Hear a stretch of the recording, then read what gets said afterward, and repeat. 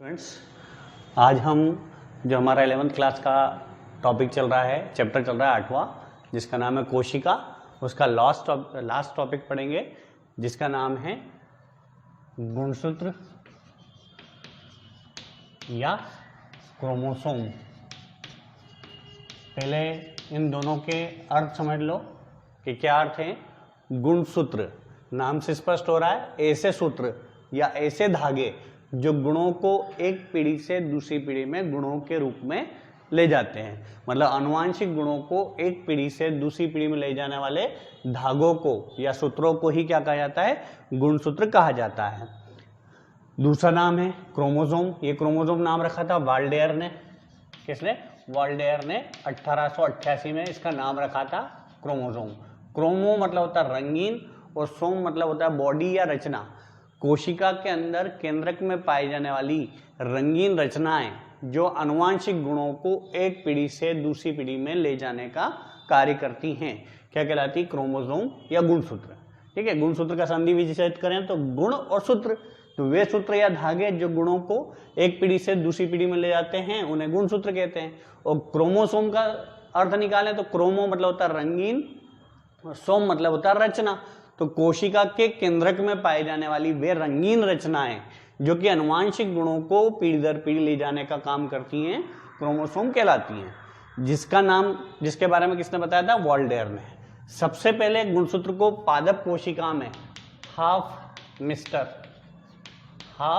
Mister आधा mister, ठीक है, हाफ मिस्टर ने सबसे पहले कौन से वाले पादप में, नाम याद रखना, ट्रेडेस्केंशिया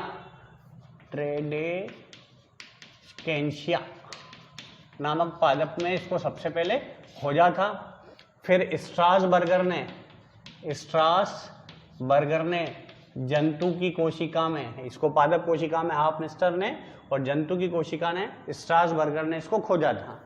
और बाद में वाल्डेयर ने इसे नाम दिया था गुणसूत्र या क्रोमोसोम। ठीक है, आनुवांशिक गुणों का वहन करने वाली इकाई।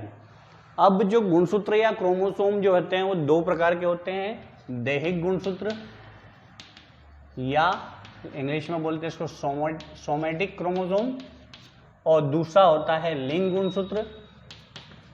गुणसूत्र जिसको बोलते हैं सेक्स क्रोमोसोम। दैहिक गुणसूत्र जो है वो समसूत्री विभाजन के कारण बनते हैं। और मनुष्य की बात करें तो मनुष्य के अंदर 22 जोड़े या 44 दैहिक गुणसूत्र पाए जाते हैं। भिन्न भिन्न जीवों में गुणसूत्रों की संख्या भिन्न भिन्न होती है। और मनुष्य के अंदर 23वां जोड़ा जो होता है, 23वां जोड़ा, वो लिंग गुणसूत्र कहलाता है। दैहिक गुणसूत्र जो होता है वो द्वितीयक लैंगिक लक्षणों का नियंत्रण करता है। मतलब कि लड़के और लड़कियों में 12-13 साल की उम्र के बाद जो परिवर्तन आते हैं, ठीक है, उन लक्षणों का निर्धारण करने का काम करता है कौन? दैहिक क्रोमोसोम। और लिंग गुणसूत्र जो कि 23वां जोड़ा गुणसूत्र होता है, और इसका काम क्या है? लिंग का निर्धारण करना। मनुष्य में या सभी जीवों में लिंग का निर्धारण करने वाले गुणसूत्र को लिंग गुणसूत्र या सेक्स क्रोमोसोम कहा जाएगा।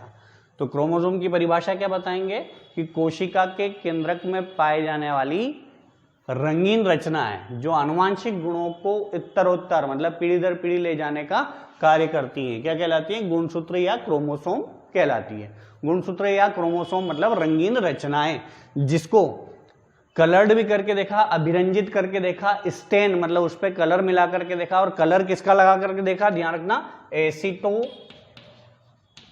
ऑब्जेक्टिव में याद रखना, किसके द्वारा अभिरंजित किया जाता है गुणसूत्र को? एसीटो कार्मिन और एसीटो आर्सिन, इन दो पदार्थों के द्वारा क्या किया जाता है? इसको अभिरंजित करके देखा जा सकता है गुणसूत्र को। तो ये गुणसूत्र की बेसिक जानकारी दी है आपको कि गुणसूत्र क्या है, ठीक है, कितने प्रकार के होते हैं और किसने इसको खोजा है। अब आगे बढ़ते हैं कि गुणसूत्र के अंदर हम 4 चीजों का वर्णन, अध्ययन, स्टडी करेंगे। कौन कौन सी 4 चीजें? सबसे पहले हम देखते हैं गुणसूत्र का साइज मिनिमम 0.25 से लेकर के तो 30 म्यू तक का इसका साइज होता है। पक्षी के अंदर गुणसूत्र का साइज बता दिया है 0.25 म्यू। एक प्लांट है जिसका नाम है ट्रिलियम, जिसमें है सबसे बड़ा 30 म्यू। और मानव की बात करें, मनुष्य के अंदर गुणसूत्र का साइज तो गुणसूत्र का साइज कितना है 5 म्यू। ठीक है, कुछ अपवाद स्वरूप बात करें तो दैत्याकार क्रोमोसोम के बारे में आपने सुना होगा, जिसको जाइंट क्रोमोसोम कहा जाता है, लार ग्रंथि क्रोमोसोम, इसके अलावा पोलिटीन क्रोमोसोम या बी क्रोमोसोम, ये आवश्यकता से अधिक बड़े आकार के होते हैं, इसलिए इनको दैत्याकार गुणसूत्र भी कहते हैं। इनका व्यास जो होता है वो 800 से 2000 म्यू तक होता है। इनको सामान्य आंखों से बिना माइक्रोस्कोप की सहायता से भी देखे जा सकते हैं, विशेष प्रकार के गुणसूत्र कहलाते हैं। उनके बारे में आगे आएगा तो मैं बताऊंगा विशेष गुणसूत्र। सामान्यतः इनका साइज 0.25 से 30 म्यू के बीच होता है सामान्य गुणसूत्र का। जो अपवाद बताए मैंने, अपवाद के रूप में याद रखना दोनों गुणसूत्र का नाम, एक तो पोलिटीन क्रोमोसोम, ठीक है, और दूसरा है लैंप ब्रश क्रोमोसोम ही बोलते हैं पोलिटीन क्रोमोसोम को, और एक बी गुणसूत्र है। ठीक है, तो ये 2-3 क्रोमोसोम जो है एक्स्ट्रा गुणसूत्र है, विशेष गुणसूत्र है, जिनका व्यास, लंबाई, आकार जो है लगभग 800 से 2000 म्यू तक होता है। तो पहला हो गया साइज। और ये स्पष्ट रूप से कब देखा जा सकता है गुणसूत्र? मेटाफेज अवस्था में। जैसे गुणसूत्र दिख रहा है, गुणसूत्र के बीच में ये गुणसूत्र बिंदु या इसको सेंट्रोमियर कहते हैं, सेंट्रोमियर से दोनों क्रोमेटिड, अच्छा एक भाग को एक को बोलते हैं क्रोमेटिड, और दोनों क्रोमेटिड आपस में जुड़ करके ये पूरा गुणसूत्र का निर्माण करता है। तो मेटाफेज अवस्था में गुणसूत्र इस तरीके का दिखाई देता है। और इसी अवस्था में जो है केंद्रिका जो पाई जाती है, केंद्रिका के बारे में मैंने बताया था पिछले टॉपिक में, केंद्रक क्या है, केंद्रक के अंदर केंद्रिका बताई थी, और केंद्रिका में एक क्षेत्र रहता है जिसका नाम है न्यूक्लियस संगठक क्षेत्र, केंद्रिका संगठक क्षेत्र, वो अभी आगे आएंगे तब बताऊंगा। तो ये याद रखना अभी आपको कि मेटाफेज अवस्था में ये इस तरीके का दिखाई देता है गुणसूत्र, और एनाफेज अवस्था में दोनों क्रोमेटिड, गुणसूत्र के दोनों खंड अलग हो जाते हैं विभाजन के कारण। तो एनाफेज अवस्था में कुछ इस प्रकार के भिन्न भिन्न दिखाई देते हैं। तो मेटाफेज अवस्था में इसका आकार का अध्ययन किया जा सकता है आसानी से कि इसका आकार कैसा हो सकता है। तो पहली चीज बता दी है मैंने साइज, साइज के बाद अगला आता नंबर, नंबर मैंने बता दिया मनुष्य के अंदर, जल्दी से लिखो, मनुष्य में कितने जोड़े गुणसूत्र होते हैं, और लिंग गुणसूत्र की संख्या कितनी होती है, और दैहिक गुणसूत्र की संख्या कितनी होती है। दैहिक में और लिंग में भी एक चीज और याद रखना, जो लिंग गुणसूत्र है वो 23वां जोड़ा है। नर के अंदर जो 23वां जोड़ा होता है वो XY होता है, और मादा के अंदर क्या होता है XX होता है। ठीक है, नर के अंदर X से Y और मादा के अंदर X से X, याद रख लेना ऑब्जेक्टिव टाइप में, बच्चों वाले क्वेश्चन है तो छोटे।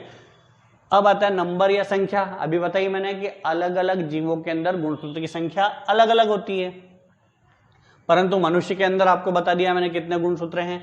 और ये गुणसूत्र कब दिखाई देते हैं ये भी ध्यान रखना, जब अर्धसूत्री विभाजन होता है। अब विभाजन दो प्रकार का होता है, समसूत्री विभाजन दो दैहिक गुणसूत्रों में होता है, एक अर्धसूत्री विभाजन, नाम से स्पष्ट हो रहा अर्धसूत्री विभाजन या मियोसिस, जिसके फलस्वरूप एक पीढ़ी से दूसरे पीढ़ी में आधे लक्षण जाते हैं। जैसे मैं हूं तो मेरे अंदर माता और पिता दोनों के आधे आधे गुणसूत्र आए हैं, मेरी संतान में मेरे और मेरी वाइफ दोनों के आधे आधे लक्षण आए हैं। मतलब अर्धसूत्री विभाजन के कारण ही गुणसूत्रों की संख्या जो है वो निश्चित या फिक्स रहती है। जैसे 46 या 23 जोड़े मेरे अंदर है तो मेरी संतान या मेरे पिताजी या मेरे दादाजी सभी के अंदर 23 जोड़े या 46 गुणसूत्र ही होंगे। और वो किसके कारण होते हैं? अर्धसूत्री विभाजन के कारण। अर्धसूत्री विभाजन मतलब ये क्रोमेटिड पृथक होकर के आधे आधे जाते हैं अगली पीढ़ी में, और आधा क्रोमेटिड मेल का और आधा क्रोमेटिड फीमेल का दोनों जुड़ करके वापस से पूरा क्रोमेटिड का निर्माण कर लेता है। विभाजन दो प्रकार का होता है, समसूत्री, ठीक है, माइटोसिस, अर्धसूत्री, मियोसिस। समसूत्री मतलब सूत्रों का समान विभाजन और अर्धसूत्री मतलब सूत्रों का आधा विभाजन। तो ये जो गुणसूत्र हैं, लिंग गुणसूत्र की बात कर रहे हैं, लिंग गुणसूत्रों को कब देख सकते हैं हम? अर्धसूत्री विभाजन के समय देखा जा सकता है। और बता रहे हैं कि सबसे, ये ऑब्जेक्टिव टाइप में याद रखना कि सबसे कम गुणसूत्र किसमें है और सबसे ज्यादा गुणसूत्र किसमें है। ऑब्जेक्टिव में याद रखना 2n मतलब गुणसूत्र को 2n के द्वारा ऐसा जोड़े में रहते हैं तो 2n डिप्लाइड स्टेज बोलते हैं इसको, 2n के द्वारा दर्शाते हैं। तो दो गुणसूत्र रहते हैं, सबसे कम किसमें है? प्लांट में पादप की बात करें तो न्यूकर हिमेलिस, नाम याद रख लेना, नीचे टाइप कर दो। टाइप करोगे तो क्या होगा, लिखने पर थोड़ा याद जल्दी होता है। तो कौन से प्लांट में? म्यूकर हिमेलिस में सबसे कम कितने? केवल 2 जोड़ी गुणसूत्र पाए जाते हैं। एन मतलब होता है जोड़े में, म्यूकर हिमेलिस में। ऐसे ही एस्केरिस में भी 2 जोड़े ही गुणसूत्र पाए जाते हैं। एस्केरिस के अंदर सबसे कम पादप कौन सा, म्यूकर हिमेलिस, और जंतु कौन सा, एस्केरिस। इसके अंदर सिर्फ और सिर्फ 2 जोड़ी गुणसूत्र पाए जाते हैं। सबसे ज्यादा की बात करें तो पादप में कौन सा, ओफियोग्लासम रेटिकुलम पादप है। इसके अंदर एक कोशिका के अंदर गुणसूत्र की संख्या कितनी, 1260। सबसे ज्यादा गुणसूत्र कौन से पादप में, ओफियोग्लासम। लिख देना ये नीचे जल्दी से, ठीक है, कमेंट बॉक्स में। सबसे कम गुणसूत्र किसमें पाए जाते हैं, तो सबसे कम गुणसूत्रों में पादप की बात करें तो म्यूकर हिमेलिस, जंतु की बात करें तो एस्केरिस। सबसे ज्यादा गुणसूत्र किसमें पाए जाते हैं, पादप की बात करें तो ओफियोग्लासम रेटिकुलम 1260, और एक है ओलोकेंथा, ये एक प्रोटोजोअन जंतु है, इसके अंदर 1600 गुणसूत्र, सबसे ज्यादा गुणसूत्र पाए जाते हैं। ठीक है, सबसे कम गुणसूत्र किन पादप और जंतु में पाए जाते हैं वो लिख दो, और सबसे ज्यादा गुणसूत्र किन पादप और जंतु में पाए जाते हैं वो लिख दो। फिर द्वितीयक लैंगिक लक्षणों का निर्धारण कौन सा गुणसूत्र करता है, फटाफट ये भी टाइप कर दो। ठीक है, लिंग गुणसूत्र काम क्या है ये भी फटाफट टाइप कर दो। इसके अंदर बहुत सारे क्वेश्चन बनेंगे जो याद रखने लायक है आपको। अब ये हुआ है नंबर के बाद आता शेप, मतलब आकार। जो गुणसूत्र है उस गुणसूत्र का, मनुष्य के बारे में बात करें तो एल जे वी के समान दिखाई देता है, और यह आकार निर्भर करता है गुणसूत्र बिंदु पर। गुणसूत्र बिंदु, या इसको इंग्लिश में बोलते हैं सेंट्रोमियर की स्थिति के आधार पर यह बना है गुणसूत्र बिंदु, या इसको बोलते हैं सेंट्रोमियर। इस सेंट्रोमियर की स्थिति के आधार पर यह आकार बता रहे हैं। तो पहला आकार है टीलोसेंट्रिक। पहला प्रकार कौन सा है, टीलोसेंट्रिक गुणसूत्र। टीलोसेंट्रिक गुणसूत्र वह गुणसूत्र जिसमें एक ही भुजा होती है और वो छड़ के आकार का गुणसूत्र दिखाई देता है। इस एक भुजा के ऊपर रहता है यहाँ पर क्या, गुणसूत्र बिंदु या सेंट्रोमियर। तो ये स्थिति कौन सी, टीलोसेंट्रिक, केवल एक ही भुजा है। दूसरी स्थिति आती है एक्रोसेंट्रिक या एसेंट्रिक। एसेंट्रिक वह स्थिति जिसमें एक भुजा अत्यंत छोटी और दूसरी भुजा जो है वो लंबी बड़ी होती है। ठीक है, आई जो बनना था ना अपन, स्मॉल लेटर का आई, इस टाइप की रचना दिखाई देती है स्मॉल लेटर के आई के समान। एक भुजा अत्यंत छोटी और एक भुजा बड़ी होती है, इसको बोलते हैं एक्रोसेंट्रिक।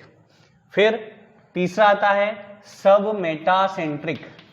सब मेटासेंट्रिक, तो ये वाला गुणसूत्र जो है वी के आकार का होता है। किस शेप का होता है, वी के शेप का, और बीच में रहता है सेंट्रोमियर या गुणसूत्र बिंदु, और दोनों बराबर बराबर भुजा, दोनों तरफ राइट साइड में 2 भुजाएं रहती हैं। उल्टा भी या सीधा भी कैसा भी बना लो, इस प्रकार की स्थिति को बोलते हैं सब मेटासेंट्रिक। और आखिरी आता है मेटासेंट्रिक, ये वाली स्थिति जिसमें एक भुजा बड़ी और दूसरी भुजा छोटी होती है, इसको बोलते हैं मेटासेंट्रिक। मेटासेंट्रिक स्थिति में एल या जे के समान दिखाई देता है। इसको उल्टा करेंगे तो कुछ इस प्रकार का दिखाई देगा ये, ठीक है, या फिर इस प्रकार का दिखाई देगा। तो इस प्रकार का जे टाइप का, इस प्रकार का एल टाइप का। तो ये क्या हुआ, सेंट्रोमियर या गुणसूत्र बिंदु की स्थिति के आधार पर गुणसूत्र के प्रकार हो गए हैं। ठीक है, मेटाफेज में ऐसा दिखता है और एनाफेज में ऐसा दिखता है, याद रखना आप। सबसे आखिरी महत्वपूर्ण चीज आती है इस गुणसूत्र की संरचना या स्ट्रक्चर। स्ट्रक्चर में आपको 6-7 पॉइंट याद रखना है, उन पॉइंट के आधार पर आप पूरी संरचना बना पाएंगे। सबसे पहले याद रखना टीलोमियर। टीलोमियर जो गुणसूत्र के शीर्ष पर पाए जाने वाला भाग, ये वाला भाग सबसे पहला, इसे क्या कहा जाएगा, टीलोमियर। ये टीलोमियर का काम क्या है, 2 काम है। पहला काम है इस गुणसूत्र को और इसके अलावा जो दूसरा गुणसूत्र है, उन दोनों गुणसूत्रों को आपस में जुड़ने नहीं देता, मतलब पृथक रखने का काम है पहला टीलोमियर का। ठीक है, पहला क्या करना काम इसका, गुणसूत्रों को पृथक रखना, गुणसूत्रों को पृथक रखना। और दूसरा काम है एजिंग। एजिंग को प्रभावित करता है ये टीलोमियर। इसकी साइज जैसे जैसे छोटी होती जाती है, इसकी साइज के ऊपर हमारी एज डिपेंड करती है, मतलब उम्र बढ़ने के साथ साथ इस टीलोमियर की साइज छोटी होती जाती है। कुछ वैज्ञानिकों का अनुमान ऐसा कि आने वाले समय में कुछ ऐसी टेक्निक या तकनीक इजाद की जाएगी जिसके कारण टीलोमियर का आकार कम नहीं होगा, और टीलोमियर का आकार कम नहीं होगा तो बुढ़ापा नहीं आएगा, बाल काले नहीं करने पड़ेंगे। ठीक है, जवानी बनी रहेगी इस टीलोमियर। ये केवल कल्पना मात्र है, अभी भविष्य में हो सकता है ऐसा हो या ना हो, केवल ऐसा मानना सोचना है कुछ वैज्ञानिकों का। तो पहला हुआ टीलोमियर। टीलोमियर के बाद दूसरा आता है पेलिकल, दूसरा भाग पेलिकल। गुणसूत्र के चारों ओर पाए जाने वाली पतली लचीली झिल्ली, इस पतली लचीली झिल्ली को ही क्या कहते हैं? पेलिकल, सबसे बाहर का आवरण। ये भी मेटाफेज अवस्था में ही दिखाई देती है, पतली लचीली होती है और अनुवांशिक, मतलब इसमें कोई अनुवांशिक पदार्थ नहीं होते, सबसे बाहर की झिल्ली जिसका नाम क्या है? पेलिकल, पतला लचीला आवरण। अनुवांशिक पदार्थ है, अनुवांशिक आवरण, मतलब इस आवरण का अनुवांशिकी से कोई संबंध नहीं है। फिर तीसरा भाग याद रखना है, मैट्रिक्स। गुणसूत्र के अंदर जो भरा हुआ द्रव है, इस पूरे गुणसूत्र में जो द्रव भरा रहता है, पारदर्शी जेली के समान द्रव, जेली समझते हो ना, जेली खाते भी हो, जेली के समान या जेल के समान जो द्रव भरा हुआ है इसके अंदर, उस जेली के समान द्रव को क्या बोलते हैं? मैट्रिक्स कहा जाता है। इस मैट्रिक्स में होता क्या क्या है? ये लिखा है यहाँ पर, जल होता है, प्रोटीन होता है, खनिज होता है और विभिन्न प्रकार के एंजाइम इस मैट्रिक्स के अंदर भरे हुए पाए जाते हैं। पहला हुआ टीलोमियर, शीर्ष पर पाए जाने वाले भाग को टीलोमियर कहते हैं। एजिंग को कंट्रोल करना और दो गुणसूत्रों को आपस में जुड़ने नहीं देना इसका काम है। दूसरा क्या भाग हुआ है? पेलिकल, बाहर पतला लचीला आवरण जो है पेलिकल है, जो कि अनुवांशिक भाग है। तीसरा भी मैट्रिक्स भी अनुवांशिक भाग है, इसके अंदर कोई अनुवांशिक पदार्थ नहीं है, ठीक है, जेली के समान पदार्थ भरा होता है इसके अंदर, जल, प्रोटीन, खनिज लवण और एंजाइम पाया जाता है। फिर चौथा भाग आता है क्रोमोनिमेटा। क्रोमोनिमेटा जो गुणसूत्र है, ये गुणसूत्र कुछ इस प्रकार का है। तो गुणसूत्र के अंदर ये जो धागेनुमा रचना है एक दूसरे के ऊपर लिपटी हुई, इन दोनों को एक साथ बोला जाता है क्रोमोनिमेटा। डीएनए के अंदर डबल हेलिक्स मतलब दोहरे धागे के और आरएनए के अंदर सिंगल हेलिक्स के धागे पाए जाते हैं। इन धागों को ही क्या बोला जाता है? निमेटा। और ये निमेटा जो है से कुंडलित रहते हैं, ऐसे ऐसे।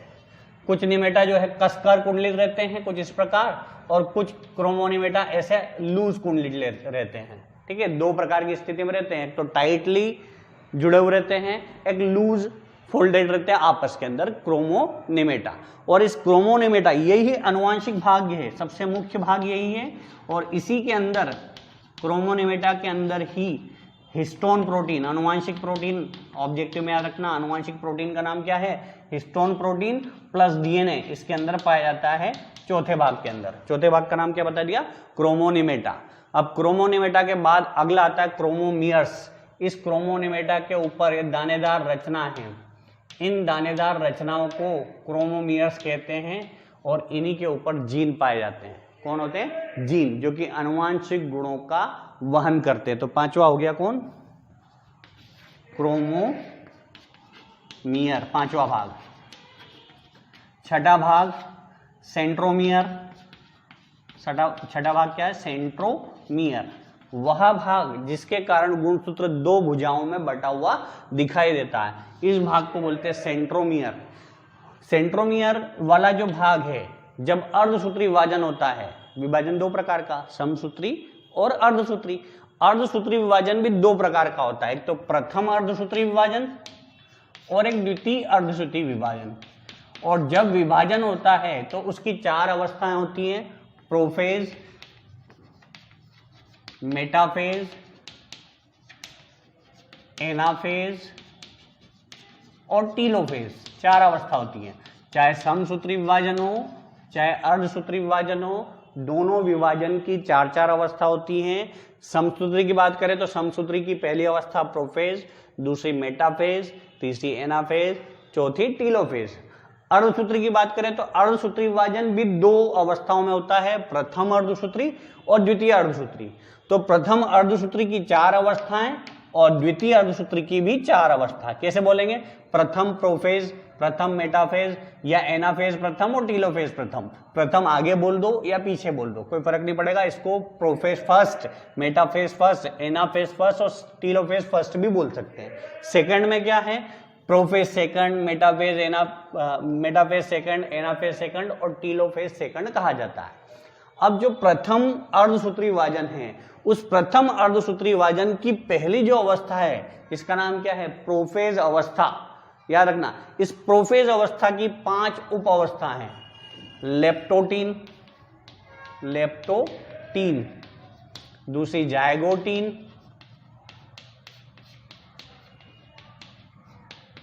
पेकिटीन,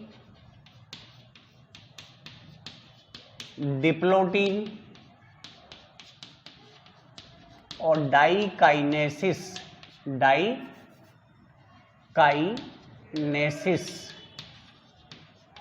ठीक है, 5 उप अवस्थाएं किसकी? प्रोफेज फर्स्ट की। इस प्रोफेज फर्स्ट की जो 5 उप अवस्थाएं हैं, उस 5 उप अवस्था में जो पहली अवस्था है, इस पहली अवस्था का नाम है लेप्टोटीन स्टेज। कौन सी स्टेज? Leptotene stage. इस उप अवस्था में ये सेंट्रोमियर दिखाई देता है। ठीक है, सेंट्रोमियर को बताने के लिए सारी कहानी सुनाई है, अर्धसूत्री विभाजन और समसूत्री विभाजन, और अर्धसूत्री विभाजन के 2 अवस्था, और 2 अवस्था की जो पहली अवस्था प्रोफेज है उसकी 5 उप अवस्था, जिसमें पहली अवस्था जिसका नाम है लेप्टोटीन, इस उप अवस्था में दिखाई देता है कौन? सेंट्रोसोम, या इसको प्राइमरी कंस्ट्रिक्शन भी कहते हैं, सेंट्रोमियर या प्राइमरी कंस्ट्रिक्शन, प्राथमिक संकीर्णन, या इसको एक और नाम दिया है काइनेटोकोर के नाम से भी जाना जाता है। काइनेटोकोर, जो कि प्रोटीन का बना हुआ होता है, और इसका काम क्या है? याद रखना, स्पिंडल फाइबर, तरकु तंतु। अभी हमने जो 9वां पार्ट पढ़ा था, उस 9वें पार्ट में मैंने केंद्रक बताया था, और केंद्रक के पहले जो 7वां पार्ट था उसके अंदर हमने सेंट्रियोल पढ़ा था। उस सेंट्रियोल में तरकु तंतु का निर्माण हुआ था। तो याद रखना, तरकु तंतु का निर्माण इस प्राइमरी कंस्ट्रिक्शन के यहीं पर होता है, और किसके कारण होता है? इस काइनेटोकोर में स्थित प्रोटीन के कारण इसका निर्माण होता है। तो ये 6ठा भाग हुआ सेंट्रोमियर। सेंट्रोमियर के बाद अगला 7वां भाग आता है द्वितीयक संकीर्णन या सेकेंडरी कंस्ट्रिक्शन। द्वितीयक संकीर्णन या सेकेंडरी कंस्ट्रिक्शन। प्राथमिक संकीर्णन तो सभी गुणसूत्रों में होता है, पर कुछ गुणसूत्रों में प्राथमिक के अलावा कुछ विशेष जगह पर भी संकुचन संकीर्णन होता है, जिसे द्वितीयक संकीर्णन या सेकेंडरी कंस्ट्रिक्शन कहा जाता है। इस सेकेंडरी कंस्ट्रिक्शन में एक क्षेत्र होता है, ये क्षेत्र, इस क्षेत्र को नॉर बोलते हैं। नॉर का क्या मतलब है?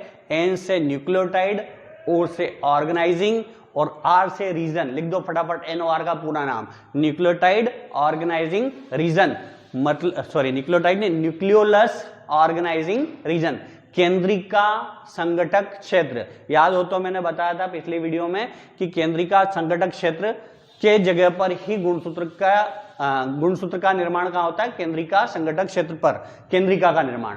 गुणसूत्र के कौन से वाले भाग पर? सेकेंडरी कंस्ट्रिक्शन या द्वितीयक संकीर्णन पर ही केंद्रिका का निर्माण होता है। पिछली वीडियो में भी बताया था कि मनुष्य के 13वें जोड़े गुणसूत्र, 14 जोड़ा गुणसूत्र, 15, 21 और 22, इन जोड़े गुणसूत्र पर द्वितीयक संकीर्णन पर ही यह क्षेत्र बनता है। इस क्षेत्र का नाम NOR न्यूक्लियोलस ऑर्गेनाइजिंग रीजन, केंद्रिका संगठक क्षेत्र, याद रखना।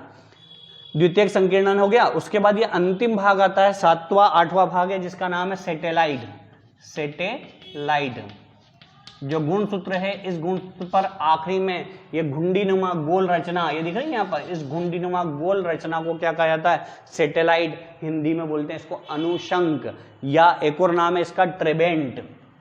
ट्रेबेंट, ठीक है, ट्रेबेंट नामक रचना पाई जाती है। और सभी सामान्य गुणसूत्र में सेटेलाइट नहीं होते हैं। जिनमें सेटेलाइट होते हैं उनको सेट गुणसूत्र कहा जाता है। कौन से गुणसूत्र? सेट गुणसूत्र। और सेट का पूरा नाम याद रखना, ऑब्जेक्टिव में लिख देना पूरा नाम, सेट का पूरा नाम। इसके अंदर बहुत सारे ऑब्जेक्टिव बन रहे बेटा, ध्यान से एक एक चीज लिखना, और जो जो लिखने को बोल रहा हूं वो देखते देखते लिखते जाना ताकि तुमको याद हो जाए। सेटेलाइट में सेट SAT का पूरा नाम क्या है? तो S से साइनो, A से एसिड और T से थाइमो। साइनो एसिड थाइमो न्यूक्लियोनिको, याद रखना इसका पूरा नाम। सेट का पूरा नाम क्या है? साइनो एसिड थाइमो न्यूक्लियोनिको। और जिन गुणसूत्रों में ये सेटेलाइट पाया जाता है उन गुणसूत्रों को क्या कहा जाता है? सेट गुणसूत्र कहा जाता है। ये हो गई अपनी बात गुणसूत्र की पूरी। इसके पहले भी बता चुका हूं, फिर वापस से बता रहा हूं कि जो गुणसूत्र रंगीन हो जाते हैं, गुणसूत्र के अंदर हेट्रोक्रोमेटिन और यू क्रोमेटिन, दो स्थिति बताई थी।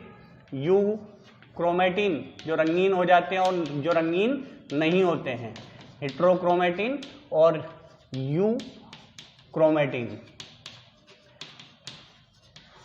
जो गहरे रंग की रचना होती है उन्हें क्या कहा जाता है? हेट्रोक्रोमेटिन, गहरी रचना। और जो हल्के अभिरंजित होते हैं उनको क्या कहा जाता है? यूक्रोमेटिन। बताया था पहले भी मैंने, हेट्रोक्रोमेटिन और यूक्रोमेटिन, इन दोनों में अंतर याद रखना, 2 नंबर में पूछ लेते हैं कभी कभी, हेट्रोक्रोमेटिन यूक्रोमेटिन में। तो हल्की अभिरंजित रचना को क्या बोला जाता है? यूक्रोमेटिन। और गहरी अभिरंजित रचना को क्या कहा जाता है? हेट्रोक्रोमेटिन। इनके अंदर डीएनए की मात्रा ज्यादा होती है, किनके अंदर? यूक्रोमेटिन के अंदर। और इनके अंदर डीएनए की मात्रा कम होती है। और जहां डीएनए ज्यादा है वो सक्रिय ज्यादा, मतलब यूक्रोमेटिन जो है आनुवांशिक रूप से ज्यादा सक्रिय होते हैं। आनुवांशिक रूप से क्या होते हैं? ज्यादा सक्रिय। और हेट्रोक्रोमेटिन जो है आनुवांशिक रूप से कम सक्रिय होते हैं। अब डीएनए ज्यादा है, सक्रिय ज्यादा है, तो ये अनुलेखन की, ट्रांसक्रिप्शन की क्रिया में भाग भी लेंगे। प्रोटीन संश्लेषण का एक चरण है जिसका नाम है अनुलेखन या ट्रांसक्रिप्शन। तो ट्रांसक्रिप्शन या अनुलेखन की क्रिया में भाग लेते हैं यूक्रोमेटिन, और ये इस क्रिया में भाग नहीं लेते हैं। ये हुआ है हमारा गुणसूत्र। और गुणसूत्र के आपको कार्य याद रखना है। एकमात्र मुख्य कार्य है गुणसूत्र का, आनुवांशिक गुणों को एक पीढ़ी से दूसरी पीढ़ी में ले जाना। ठीक है, माता पिता से संतान और संतान से उनकी संतानों में। ये हो गया हमारा लास्ट टॉपिक था जिसका नाम था क्रोमोसोम। ये चैप्टर आज अपना कंप्लीट हो गया, 8वां चैप्टर। अगर बोलने की जरूरत नहीं, शायद आप तो समझ ही गए होंगे। पसंद आया या नहीं आया, करना क्या है आप जानते हो सब। ठीक है, थैंक यू।